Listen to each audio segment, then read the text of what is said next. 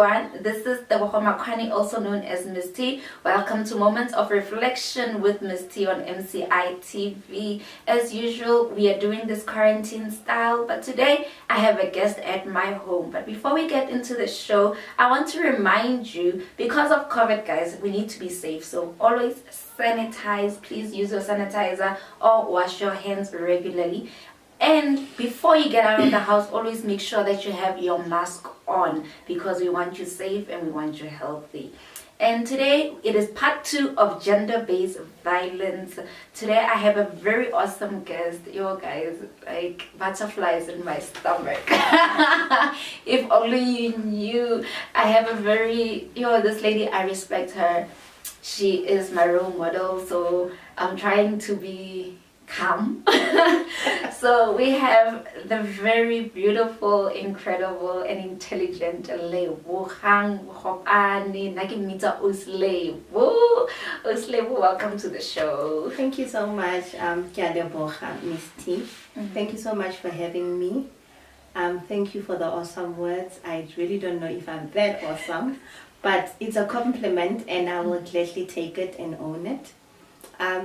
It's unfortunate that we're meeting under such trying times where we have to self-quarantine under lockdown and adhere to the lockdown regulations, excuse me. But yeah, nonetheless, thank you for having me at your home. Thank you for doing the awesome, beautiful work with regards to keeping people informed and knowledgeable with regards to different issues on your Moments of Reflection TV show. So thank you so much for having me. Thank you. Guys, come blush. Okay. I just want you to tell people who you are in your own words, and like a spice, so that people just know who's Lebo. Well, Lebo is a young woman, a mother of 1, the last born from 3 siblings. Born Koharangua, bred Momututung. I'm a very simple, humble, hardworking, very, very passionate, free-spirited woman. I'm a founder of an internationally renowned organization, Yamogai Momututung, which was founded in the year 2005 by myself under the guidance and stewardship of my mother. And yeah, we work with issues of gender-based violence, we work with issues of domestic violence, we work with issues of family conflict and resolutions to those challenges. Lebo is a God-fearing woman. Lebo is a woman who loves family, who loves peace. Lebo is a woman who loves togetherness. Lebo is, amongst many accolades, an ambassador for the One Young World, an alumni of the Young African Leadership Initiative, which was launched by the then President of the USA, President Barack Obama. Lebo is a professional fellow and alumni of the Michigan State University in the USA. Lebo is a change maker. Lebo is on the top 5 young influential women under the Keys E, an initiative which is based in London. Lebo is an ambassador for Young Generations Against Poverty, an organization which is now a part of my family, based in Australia. Lebo is part of an opportunity collaboration organization, which is based in the USA, but once a year we do a debriefing and a retreat where we go to Mexico and just unwind and reconnect. And Lebo is Lebo. Amongst many, Lebo is Lebo, and Lebo ke ngwana wa mogae. Hi guys, looking like this is why this is my role model and I'm so nervous today. But I'm going to try to keep it together. So Uslebo, we called you today because you work with gender-based violence. Exactly. And you know it, and this is part 2. So we just wanted to elaborate on this topic because this is something alone. People have been talking about it all the time.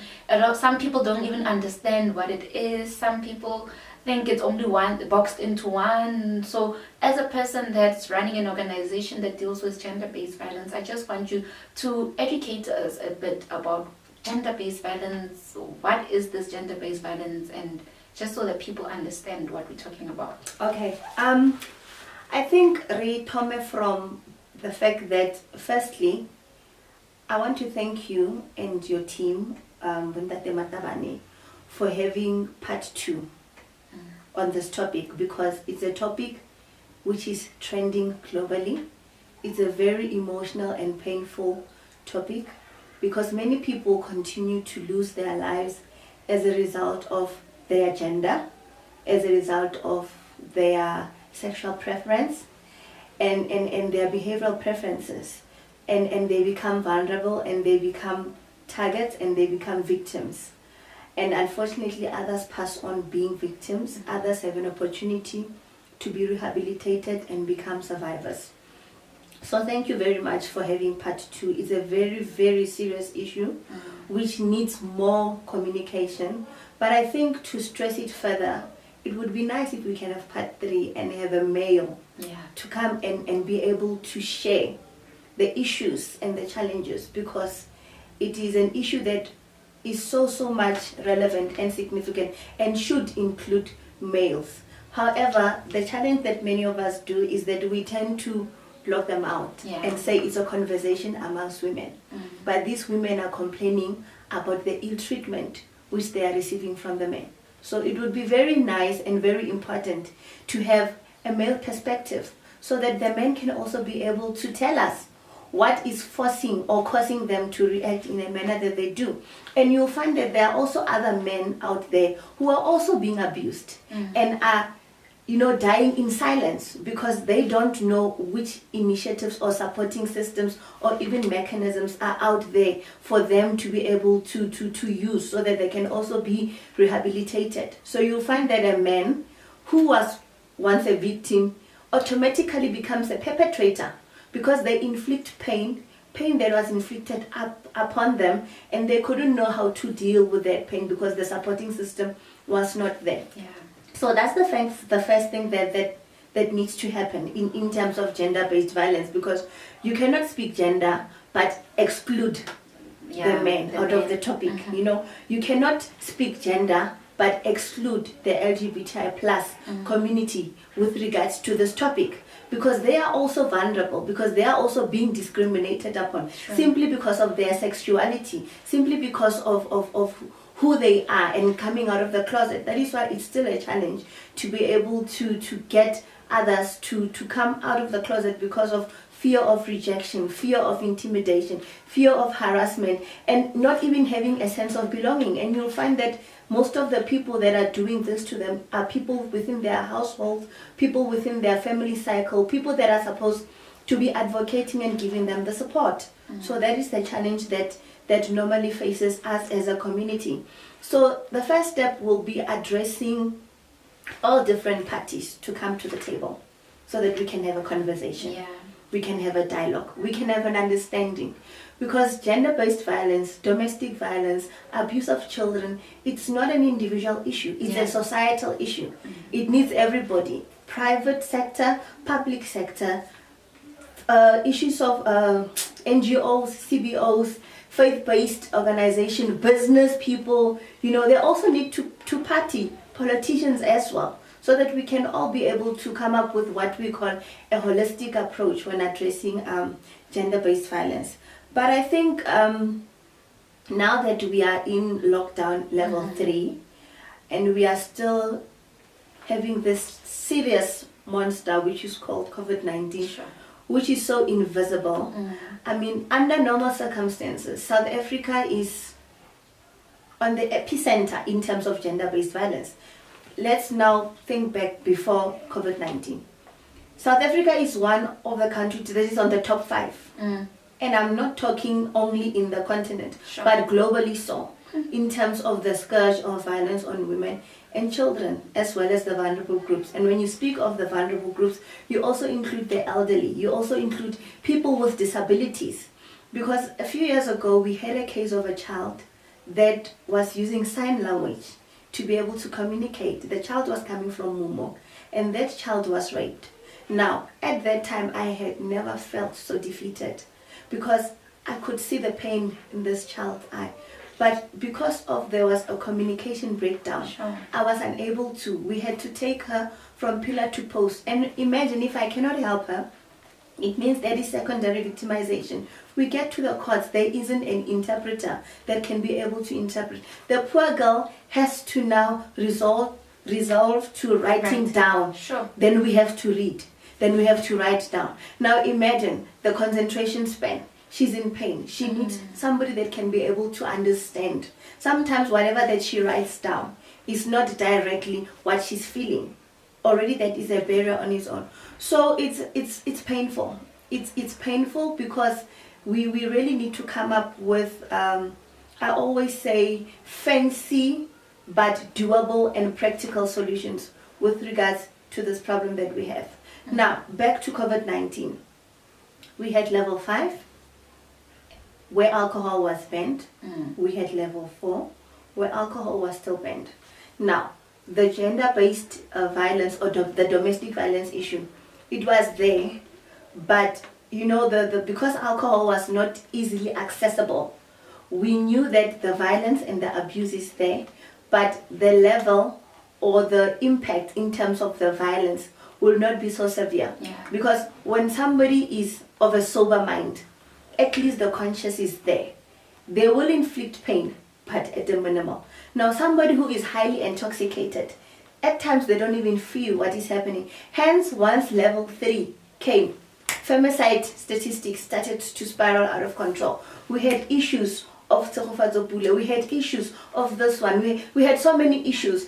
So basically the alcohol triggered this entire thing. That is why now our statistics, Momutuku Network, are so high. And we have to be very, very, very proactive. But at the same time, be able to adhere to the World Health Organization's guidelines on COVID-19.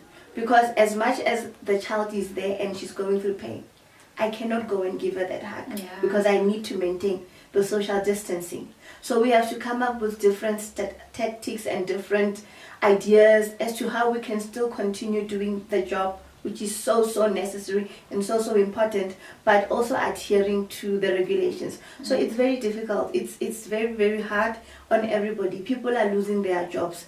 The men in the house who we call breadwinners are now unemployed.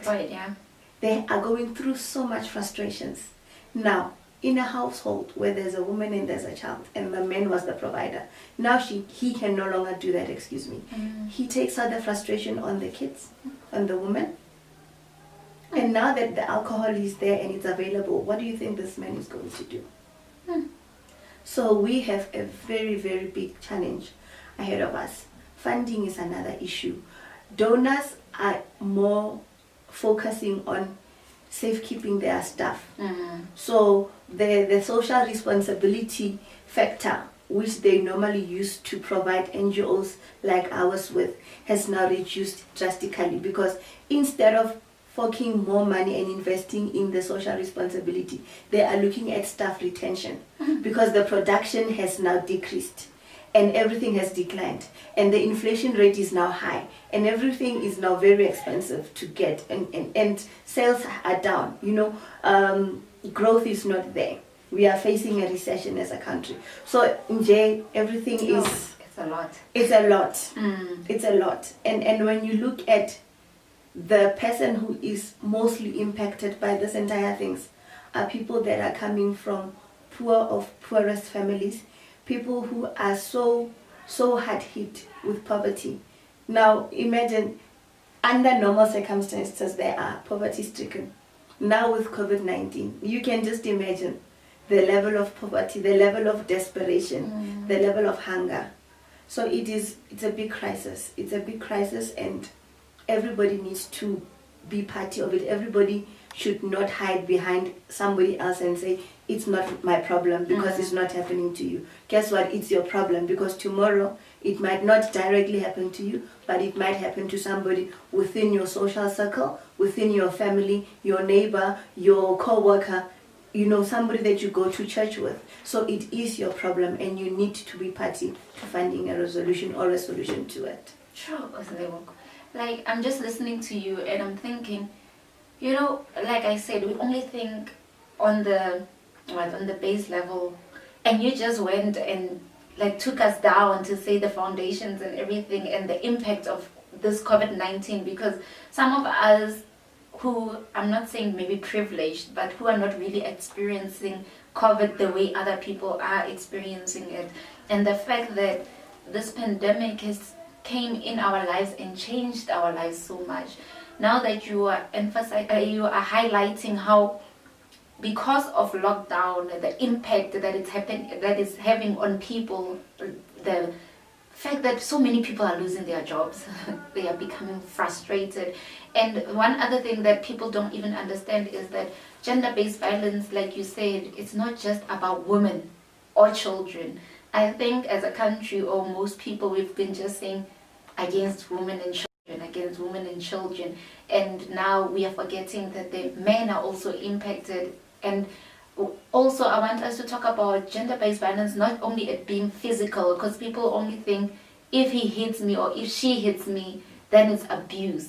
But emotional abuse, that is one thing that a lot of people are facing, but don't know how to say I'm abused, because I don't have a mark, I don't have proof to say I've been abused, because that person only told me those things and nobody else can see the impact that it does to me. So as a person who's been dealing with such people, how do you then tackle emotional abuse, and like generally what your experience with this emotional abuse, and how people can come out and speak about it as well, and not just say I'll wait for him or her to hit me first? Oh, okay. I think prior to that, let me just make a quick point and just pass. Before we speak of gender-based violence, domestic violence, violence on women, number one, there's the human rights. We have human rights, which is the pillar to everything. Others, they just come. But gender-based violence is committed, or is an act that is done by a human being on another human being. So it infringes one's human's rights before you can even get to the gender or the setup or the scenario. So the minute you think of another human being, and the minute you start to think of doing something to them, you need to know that you are infringing on their right to life freely, and have the you know, now I call it the luxury, and have the luxury to walk and across the street. Fear of harassment and fear of intimidation. Sure, So those that do it must know that you are doing this to another fellow human being. Just because somebody chooses to be lesbian or gay does not say they are lesser of a human being. They are equal to you, who chooses to live whatever kind of a life that you want to live. And who are you to pass a judgment on somebody else and say that they are not worthy of living this type of a life? What about you, the type of life that you're living? Do you think you are worthy of living that? Hence I always tell people that we all live in glass houses, all of us.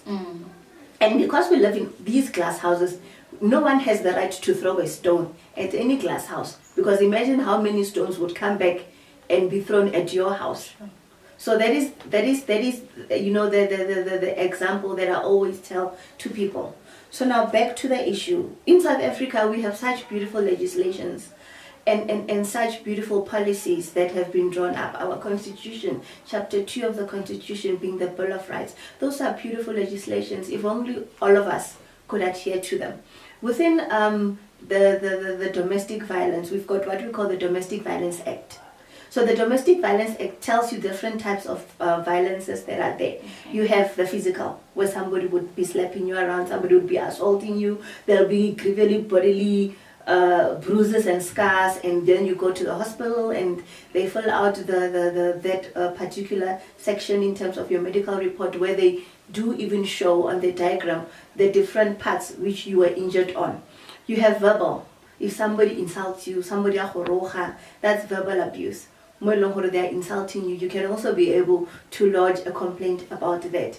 You have your emotional and your psychological abuse, where somebody is continuously degrading you. Somebody is telling you you are fat, you are ugly, you are thin, you are this, you are that. So those things, they have an impact on you psychologically and emotionally, because your self-esteem, it goes way beyond down. You no longer love yourself as you used to. You have self-doubt. You have this thing of saying, "Oh, mara ke skobo, oh mara." Do you understand? So then you such things, they result in mental health, where people start to commit suicide, where people start thinking less of themselves, and they think that their self-worth is not enough, and they have so many doubts. You have financial abuse. Financial abuse is whereby you are in a marriage with your husband. Perhaps he is the one that is providing the finances in the house. Perhaps, let's not reverse the roles. It is the wife that is working and the husband that is not working. But you are constantly abusing that person financially because you are not giving them remuneration, maybe to be able to do the household responsibilities of buying groceries, of paying the lights and electricity and all those things. But you expect a warm plate of food when you get home. Where is that person going to get that food from? Because there is no money. So that is part and parcel of a financial abuse. Because the minute you say, "Kia o nyala," for richer, for poor, in sickness and in health, irrespective of who loses the job, whether it's the husband or the wife, it should not even matter. But we know in today's society it matters. If the husband in tomorrow at the mines, they are saying you are retrenched, next month divorce is coming. But if the roles are to be reversed, and this is very sad because I'm also a woman, and the woman loses the job, the husband will not divorce. So sometimes we need to go back to our basics. We need to go back to the roots. Why umunyetse? Why did you say yes? Hey now, Sheila, you understand? So people tend to easily forget such things. We also have sexual abuse, whereby you can still be in a marriage, and either the wife or it shouldn't only be the husband. Even the woman, if they force themselves onto you, if you don't feel like today you are in a sexual mood, as a human being, it is your right to say, I get sharp to engage in sex. And your partner, because he loves you and he respects you, should be able. That's why people say, why unrape or why are sex, it's something that is beautiful. It's something that is pleasurable. It's something that should be enjoyed by both parties. So if when you're enjoying only one and the other person, what kind of a love is that? That is a selfish love. A selfless love is where you make sure that motho lena is happy. Motho lena is reaping the same benefits of pleasure as I'm benefiting. Hence you have rape. Within a marriage, you'll find that one will be like, my husband raped me. But I have never found a case where the husband would say, my wife raped me. But I think those cases are there. It's just simply an issue of some of the men, they don't even know. Because many would go to the police station. Oh, rape, maybe it's a joke. You understand? So maybe such scenarios are the ones that are making the men not to report. But it's also there. But nonetheless, in terms of these different scenarios that I've given, the bottom line is all of them do fall within the Domestic Violence Act, and we know that in South Africa it is championed by the Department of Social Development as well as the Department of Justice and Constitutional Development. So those are the two leading institutions which we have, where the Department of Social Development is there in terms of support, in terms of prevention, in terms of advocacy, and running all these psychosocial support services. Equally, the Department of Justice is there in terms of the justice criminal system being effective, being in place. Things such as where they say the evidence is it does not warrant for a court or whatever the issues, all those technicalities. Sometimes you'll find that they'll be saying to you that the forensic department didn't get anything or whatnot. So the Department of Justice is there to ensure that if it's a case of rape, proper processes and procedures were followed. For instance, if you have to take the clothing of a victim, you cannot put them in a plastic bag. Sure, okay. You need to put them in a brown bag. Because the plastic bag, the minute we swallow, what happens to it? So that water, if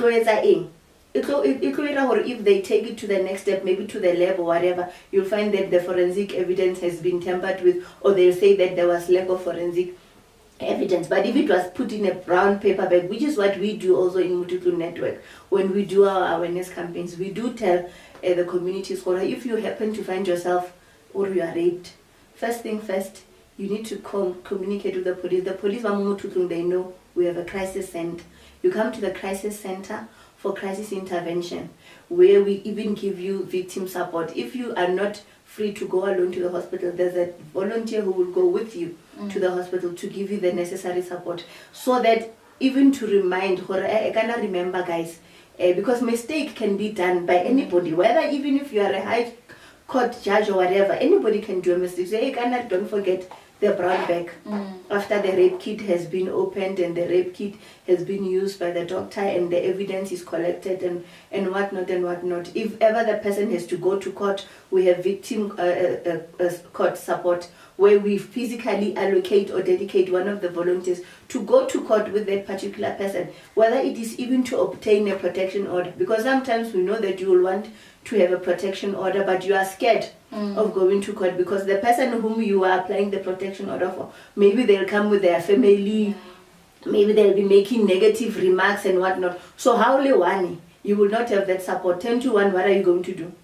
Oh, Jika, and go home. But if there's somebody there with you who has solely dedicated and committed, or they are with you there, obviously you will be finding the strength to carry on with the process. Sometimes that is why we don't understand when women but drop at the case. Sometimes it's because of the lack of support is not there. You know, they don't want to go for, because already many people are losing hope in our justice system, in our processes as a country. So we need to make sure that we get them back and we tell them, in terms of this whole thing, now my role kenyane, but my role will help you till there. Somebody else needs to take over, because this is a relay. Yeah.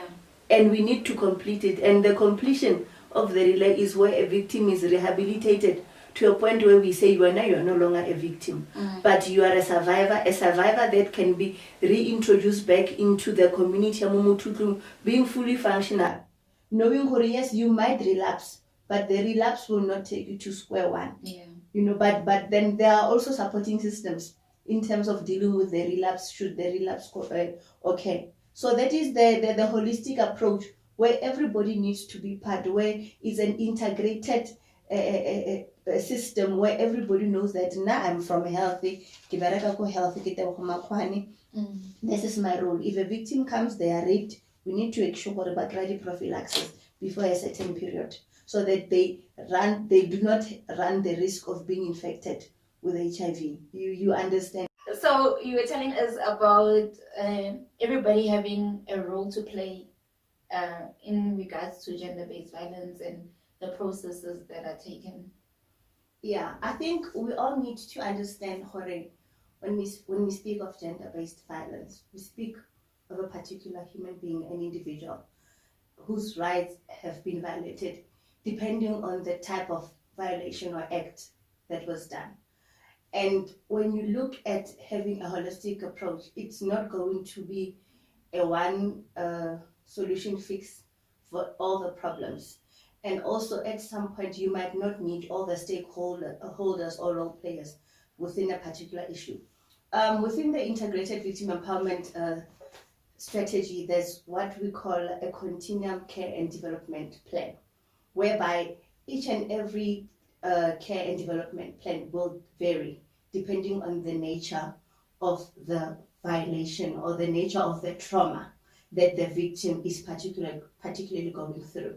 So if it's an issue of financial abuse or financial challenges or maybe verbal abuse, the care plan will differ in terms of the strategies that have to be taken, versus if it's a physical abuse or a psychological abuse or you know, even a verbal abuse. So it will all depend in terms of the type of act and also which role players. But I think what also needs to happen within these very same stakeholders or role players, we all need to communicate with each other in relation to that particular individual, because there has to be closure, there has to be healing. Sometimes you find that the psychosocial support fails the victim, and the victim decides to take that trauma and pack it somewhere in their head, and they choose not to deal with it.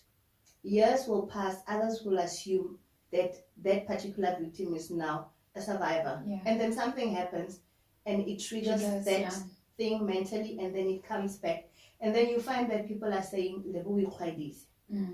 but then when you look at the system that was followed, you'll find that the system somewhere failed this particular person, and simply because there was no communication.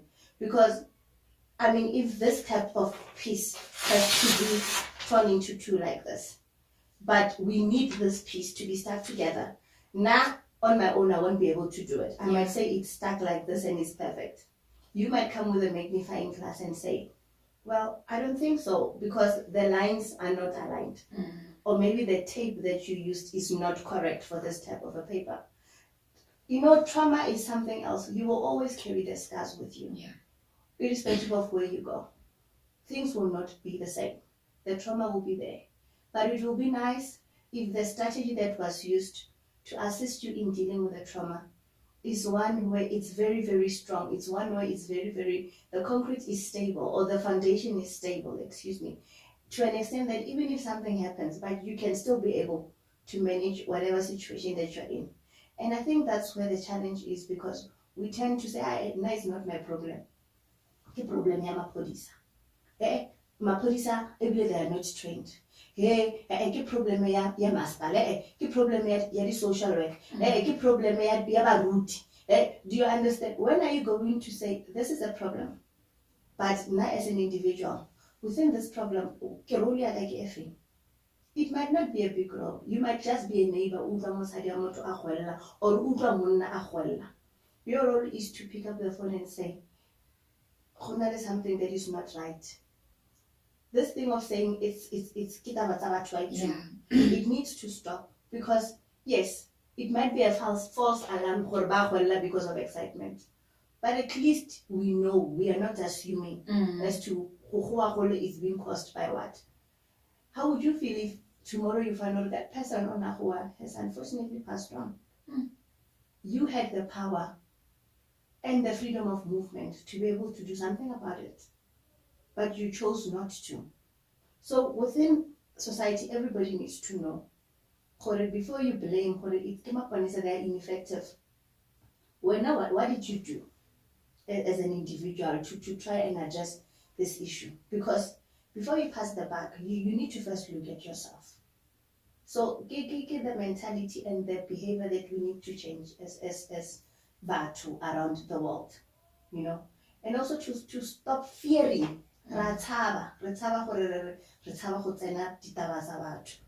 It's because you care. That's why you inquire. Not because you're nosy, but because you care about the well-being.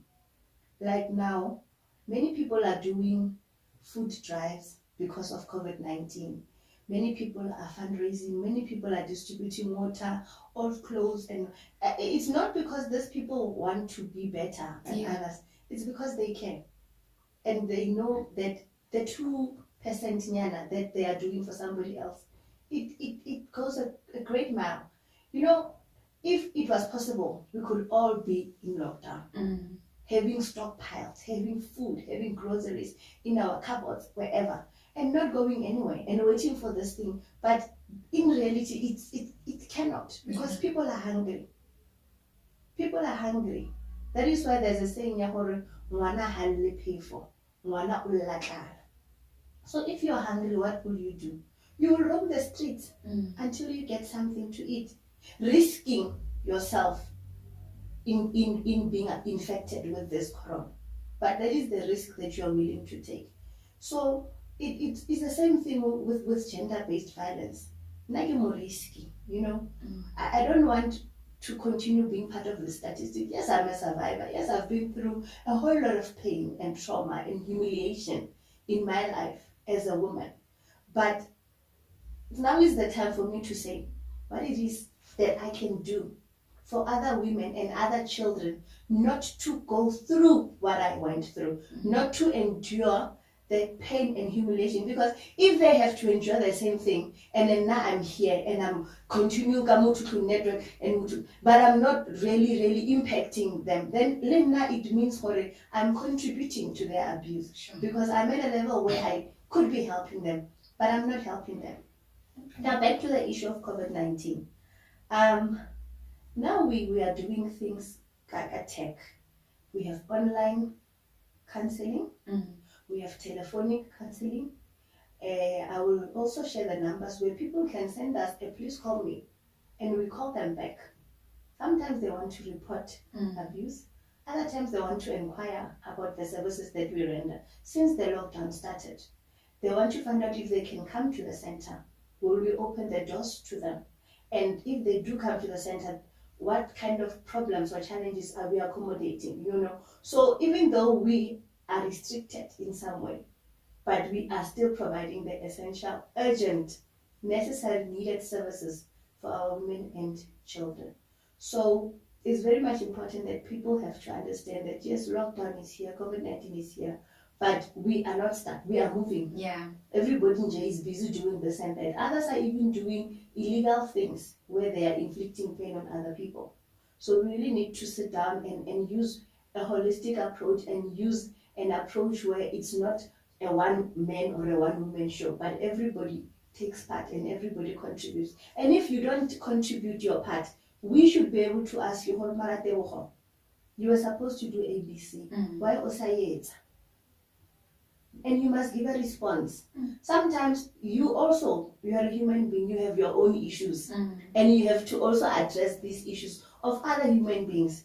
So we know nobody is a superhuman or a superman or a superwoman, but if you talk, maybe somebody can fill in for you whilst you're also addressing whatever issues that are hindering you from performing that support which is needed by that person. So the communication, especially within gender-based violence, is key. It's very, very important, because we might think that this color is black. No, it's not black, it's gray. But because we look at it always, we think it's black. But when we unpack it, we realize, it's actually not black, it's gray. Even with whatever system that we have in government, I always tell people, we have issues of water. We know that water is continuously interrupted and what. And it's an issue that needs to be addressed. But in the meantime, while we are waiting for the issue to be addressed, obviously there will be those that will be adding the pressure for the issue to be addressed. But the immediate problem now, you have those that can afford to buy themselves water and drink. You have those that cannot even afford to buy a loaf of bread. How in the world will they afford to buy a 5 liters of water? So we need to look at those ones to say, okay, because they are just like us. Once the issue is being addressed, now my role can be to outsource water so that everybody can at least be able to drink clean, safe, healthy water. So but to have understanding, they say, yes, but also has another solution. And as a whole, it's mandatory for everybody to look for another solution. No. How corner? It's not a force for it. Go and help them. No, it's not like that. If you can, and you are at liberty, and others have the financial muscle, others have families, maybe they can get water, they have others wanna need connection, others wanna. So whatever that you have, whatever means, if you see somebody that is thirsty and they need water, why not? Sure. So it is very important that everyone knows that your role, whatever it may be, is important. Nobody should just sit and say, nah, there's nothing I can do or I really can. So Uslebo, you touched on something I wanted us to talk about, and I want us to get into it, if you don't mind, about you being a survivor. Because I wanted people to understand, before we get into your story, why you have this passion about gender-based violence, that I admire you so much, because it's not easy to go through something and then after going through it and saying, I want to help others, and do it in the way that you do it, with passion, that you go all out, that sometimes you even forget yourself. Because I've been to the center, I'm one of the people who've seen you in action, that you get dirty. I know you dressed up, but people don't know that when they see you at the center, you really care. It's not the thing of it's a job for you. It's not a job. It's something, I could even say it's your purpose. It's something that God has trusted you with. And I remember when I was at your center, you invited me, and we were talking to young kids under the age of 15, and they were there and they were victims because people just think older people are going through this. And I was looking at those young kids, and I had to talk to them, I had to motivate them. And for me, I was like, man, when I went through this abuse at home and violence that I experienced, I was their age. I was this young, because when you're going through it, you don't really realize how young you are until you look at somebody else who's in that age and they're going through it. So for you, seeing all these different women and children come in and out, and you can see yourself in them day in, day out, just like your story, how did you, what you've been through, and how did you gather yourself to say, you know what, I've been through this, but I'm going to help people? How do you do it? I think let me rather first start what I've been through. I'm gonna summarize it as much as I can. I don't know if you recall, I said I was born Koharangua, but I was raised Momotutung. So now I grew up in a family that was filled with domestic violence. I'm a premature now. My mother gave birth to me when she was, I think, almost 7 months pregnant, and I stayed in an incubator for some time, according to the stories that are being narrated to me.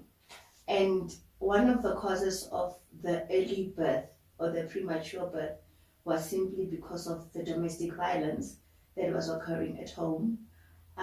Because of this very same domestic violence, we became homeless. We were one of the elite families, Koharangua.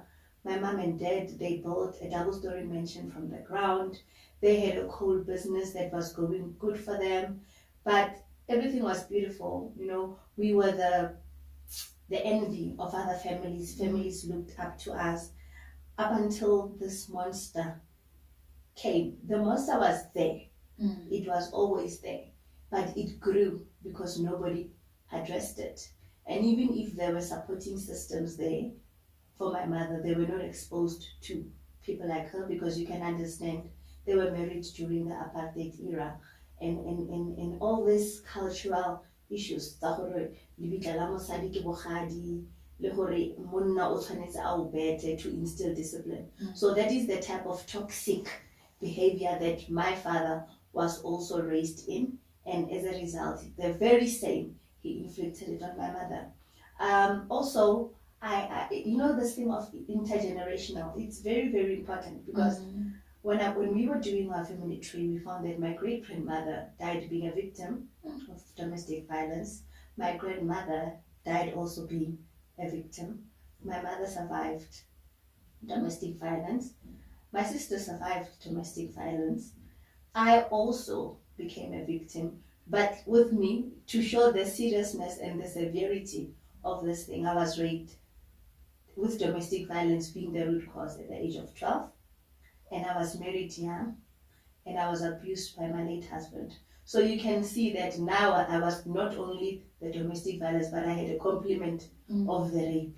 So I wondered and said, and also homelessness and poverty and hunger, because my dad sold our double-story mansion. We became homeless. My mother suffered a stroke. She endured a stroke, because you can imagine, you start building this big castle from the ground. In a blink of an eye, it's taken away from you. No explanation, no, hey, heads up, next week the house is going to be taken. You know, because my father just left abruptly, packed his bags and left, knowing very well that he sold the house, knowing very well that we will be evicted. So we came to Mututu. A very good Samaritan housed us whilst Mama was in hospital. Hence, people don't, you know, sometimes people will be like, why would I come Mututu so? Mututu saved me. It saved me from suicide. It saved me from prostitution. It saved me from so many things. Because this good Samaritan, you know, anybody Koharangua could have housed us. And they did try to house us, but I was raped. Koharangua. And this Samaritan came to, you know, Arkadima a shack. And we stayed in that shack, you know, from being homeless. And it's funny because domestic violence, it's funny, it's tricky, it's confusing. When we were still with our father and our mother, people outside my mother's family, they thought we were living in lips of luxury and that we didn't want to associate with them. But at home, it was in a limolao, it's just you. You don't go out to visit your cousins. You don't. Isolated. You understand? So we were isolated. Do you understand? And when you reach out, Bonagir, they do not know that you were restricted from associating with them. They think, because they are no longer there. Now they want us. They are going to burden us. So what do? And remember, we were still kids. The pain of being rejected by your family is heartbreaking. So it comes with a lot of issues. Hence I say, now when somebody tells me something, I look at it at various angles because of my experience with domestic violence. I don't just listen and say, okay, fine. Or I don't just observe and be like, okay, fine. I need to understand everybody's side of the story because it's very quick to make a mistake or a misjudgment or a misunderstanding because of you are very emotional or you are taking this one side or you're being this or you understand.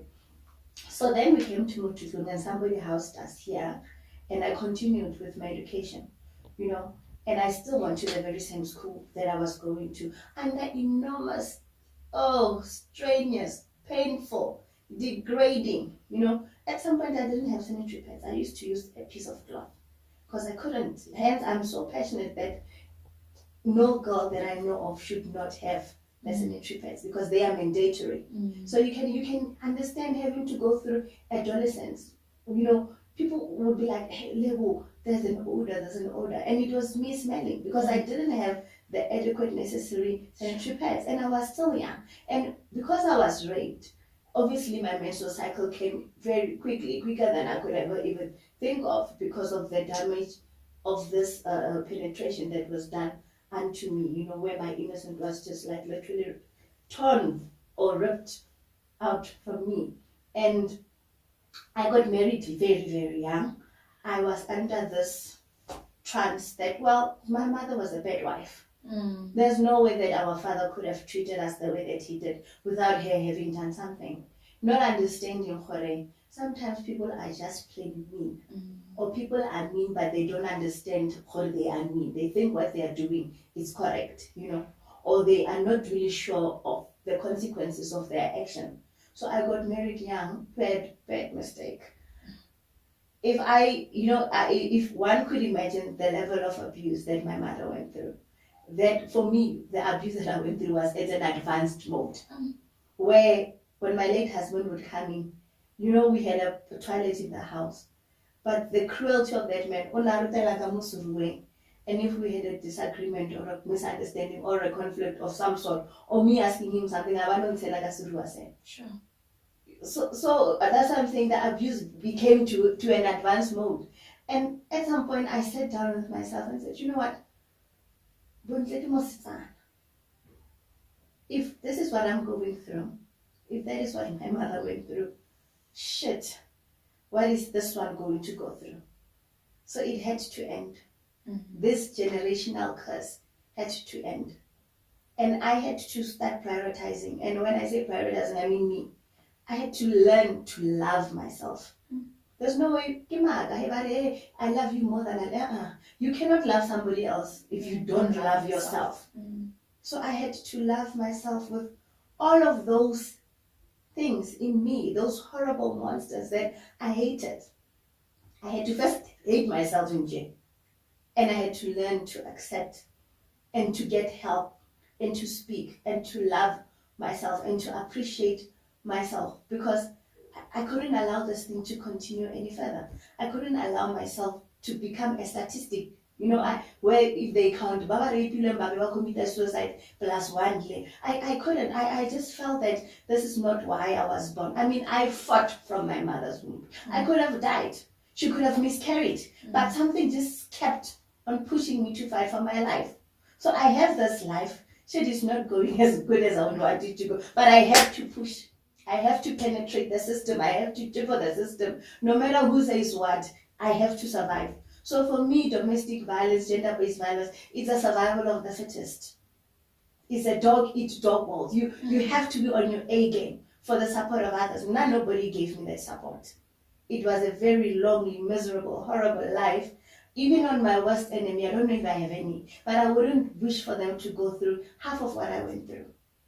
But I'm glad I went through it, because had I not gone through it, I don't think I would be sitting here with you. I don't think I would have achieved or accomplished whatever it is that I have. I don't think I would be in a position to be able to help other people, because sometimes you need to understand the pain. You need to have at least experienced it. It's not a necessity, but it's somewhat of an intro, because sometimes I even walk barefoot, because I know, and the beautiful thing is, how you don't make the woman, because sometimes that is the best mechanism, where you remove one party from the situation, then there must be calmness. And somebody must think twice or thrice, to say, thank God they came and took her away. Now we will no longer we are in conflict because of mangwa jola mang. Mara, it will also be because there's murder or there's assault. Do you understand? So that is why as a person, just a simple act, waking up, taking that woman, placing her at a place of safety, where she is safe. It's saving her life, and also saving the life of the other partner, who, if ever, maybe the center was not there, would no longer be another part. Maybe it would be a perpetrator, because maybe they could have committed an act of crime because of the high intensity of the emotions. And also my experience has taught me never to judge. Never, ever, ever to judge. No matter how crazy or scary or messed up the situation is, but you should always be a neutral part. Even if that woman has got such bruises and stuff, don't judge up until you get to the bottom of the situation. Obviously, the act of the bruises and whatnot will be taken care of. That is why we have the law enforcement. Now, I'm not a law enforcement officer. My role is to give support to the victim, is to try and protect the victim at all costs, to be part of the rehabilitation process, because it's power. If you have the ability to love somebody who has never been loved, and they feel that love, or you have the ability to make somebody feel good, physically you might change, you might become old and frail and gray, as some of us are, aging gracefully, but the feeling that that particular person felt, how you made them feel at that particular, they will never forget. It will stay with them for the rest of their life. That is why I always use Maya Angelou's quote that it's not how you look like that matters. When you part with people, it's how you make them feel. If it was a good feeling, they will feel like, when are we meeting up? Because they love that feeling. People, when they see you, they become happy because they know that with a good feeling. And that is what I always strive for. I always leave people with a good feeling. And I treat people the way that I would also want them to treat me. And those two things are what actually assists me in penetrating the system, in going forward. But I cannot stop. This is me. GBV is me. Domestic violence is me. Child abuse is me. So it's in my DNA. It's something that I was born into. And it is something that I will die fighting, because we all deserve to live a happy, safe, free, loving life. We should all be fighting for opportunities, not fighting each other, but doing it in a dignified manner, in a professional, in a loving manner. I should be able to address your mistakes, what is wrong with it? When are we going to say, let's address misunderstandings and conflicts, but in a loving manner? When are we going to leave our weapons and our guns and our fists and start talking? So now, what turns over on one rather my own rather fish? Or Mike Tyson or Evander Holyfield, so that I can say, okay, wash I no. Or yes, do you understand? So you another problem. We use different mechanisms. Why does Saberiki say Lerato? In as much as God have been so bad like Lerato. Lerato, it's something that I still have hope for her. where there is love, there's peace. Where there's love, there's joy, there's comfort, there's progress. Yeah. Yeah. So, Uslebo, when talking about your organization, one other awesome thing you're doing is you have a bakery. A lot of people would ask themselves, why a bakery at a domestic violence place of safety? Can you just tell us how the bakery came to be and why you thought of specifically having a bakery at the center? Our organization is an NGO. It relies heavily on donor funding. But at the same time, because the issues we are addressing are so complex, it has to sustain itself. So the bakery, because we wanted a project that is big, a project which will be producing on an everyday basis, but a project that will ensure that the non-profit is self-sustainable should we no longer have donors that back it. And also simply because baking is also therapeutic, especially for victims in terms of dealing with anger issues, in terms of wanting to vent out. So we use the strategy of dough knitting. So they literally and physically knit that dough to be able to relieve themselves of this frustration and this anger that they have inside of them. And our bakery's initiative is Bake for Hope. So we bake with the hope of getting the financial backup from the community. And we also bake with the hope of ensuring that these women are rehabilitated from whatever trauma that they are suffering or enduring. Sure. Wow, that's such a great initiative and so creative, because I don't think a lot of people would think of such. And I would urge each and every person living in Muthutlung and even outside of Muthutlung to come. Please visit Muthutlung Network Against Women and Children Abuse Domestic Violence. Please go there and buy this awesome bread. It tastes so good. Just go there and support. It's very affordable, and when you're buying the bread, you would know that at least you are helping someone out there face this demon that we are challenged with, which is gender-based violence, and also helping the center to be able to reach more people. So please, Kalokoba, go there and buy the bread there. It's locally made and it's made with love. So, Uslebo, we are about to close. I feel like we need not even an hour, a whole day to discuss everything because this is so broad. I was even thinking now as we've been talking that there's someone who posted a question and said, do men really need rights? Do they what's the word? It's a khwasasa. But do they, should they have rights? Do they have the right to rights? So I was thinking, do they deserve rights? Yes, but I was thinking, that means people really don't understand gender-based violence because the media and people are always showing men abusing, but they never even show women or anybody else abusing the men or other women, because even women abuse one another. So I thank you that you covered everything regarding gender-based violence. So I want you to tell us, where can people find you? Where can people find you? What should they expect from the organization? And anything else that you want to add? I just not to comment about do men really deserve the rights, because I think that on its own is a very controversial statement for one to make, but we don't know as to where was she making it from. So, but in terms of what I've covered, I've just given you just the basic. I think I've just covered the intro, and I think as the topic expands, you would then need more experts to come in and give their experts advice and another approach, because like I said, it's a basket of services where everybody's doing something. I'm just giving you from a supporting point of view and also from a community-based organization in terms of the activities that we do. So within this COVID-19 period, we're very proud that we've just received our COVID-19 funding from One Young World.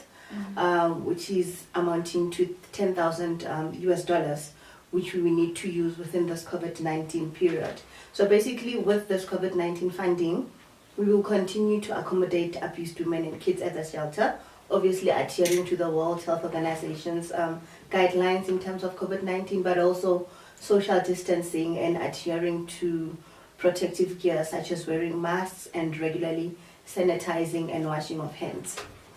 Number two, we will be offering, actually not we will be, but we will continue to offer online and telephonic trauma counseling services. We are just going to add our free Please Call Me activity, where if you find yourself in a position of danger, you can be able to say star 140 star 0827547465. So basically that will be you sending a please call me to our number at the center, and we'll be able to call you back and just want to understand as to what the nature of the problem is. And we'll share the numbers, and obviously 140 will be if you are a Vodacom subscriber, but obviously they will change with other what do you call them? Network providers. Thank you so much. Sekgowa is not my first language, but yeah. And also in addition to that, if people need to go anywhere in terms of further intervention with pertaining to their problem, like going to SASSA for a child support grant, going to court for an interim protection order, going to maybe the hospital corporate to get access to your medication simply because of the trauma that you endured, then we offer free transport services, because we know that public transportation is now a bit of a challenge, especially with the social distancing and people being so much at risk of contacting the COVID-19 virus, especially within taxis, because I personally don't use it, but I wouldn't even want to say whether is it being followed on or not. But if it's a victim of ours, we also provide the free transport services.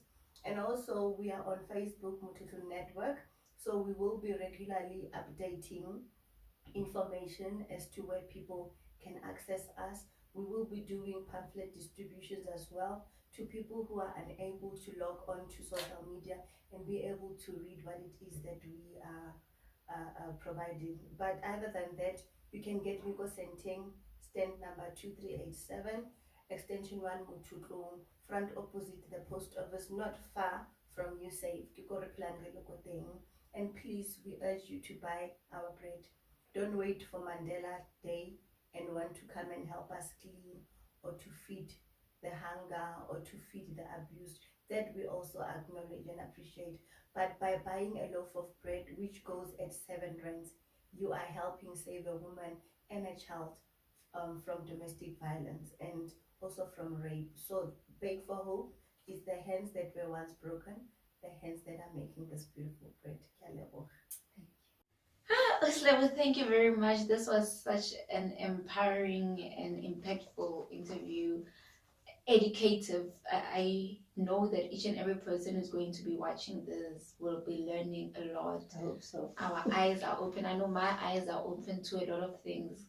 When you were talking, I was like, oh, okay. So I know that a lot of people are going to enjoy this interview as much as I did. Thank you very much for coming. Thank you for your time. Thank you for everything that you've shared. I feel like there's still more that we need to talk about, but when God permits, we'll have a season 2 and of moments of reflection, and I'll call you back and we will talk, because I don't think we can ever say we have finished the topic or have finished talking about gender-based violence. There's just so much to talk about. But I thank you for everything, and I still have some I still need to go do some research and studying. After this, I'm a very changed woman. I feel like I didn't know a lot of things, and now I'm like, okay, now my eyes are open. So thank you. Welcome. So your last words to people, what would you like to say to people out there, like motivation or anything that you want to say? I'll just keep it short, and my message will be towards this COVID-19 that we are all victims of, because it really irritated washing. And my message is, this too shall pass. Sure. This too shall pass. Well, guys, that was another episode of Moments of Reflection with Miss T on MCI TV. I hope you were holding your notebook and pen and just writing down all the information. Please keep repeating this video. Write down all the details that Oslewu was talking about, because I really think it's very important for all men and women to have this. I also have a number for the National Hotline, Gender-Based Violence Hotline. It's 080 428 428 0800 428 428. They do respond and they can locate your location. As long as you are anywhere in South Africa, they'll be able to help you. So this is a number for both men and women.